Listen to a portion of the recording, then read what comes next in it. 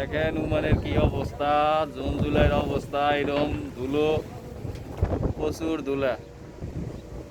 ধুলায় মনে করেন কিচ্ছু দেখা যায় না।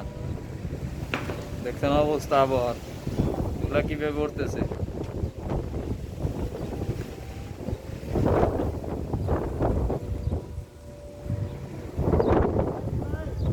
আমাদের বড় ভাই ধুলার ধুলা ভিতরে আর খাজুর ধুলা। লইছে। আমরা এখন খাজুর খাবো। দেখেন কাঁচা খাজুর, দেখেন কত সুন্দর অসাধারণ খাজুর।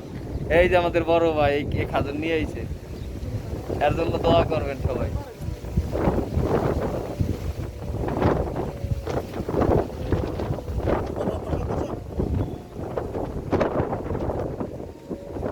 দেখেন কি পরিমাণে ধুলা, দেখছেন কিচ্ছু দেখা যায় না।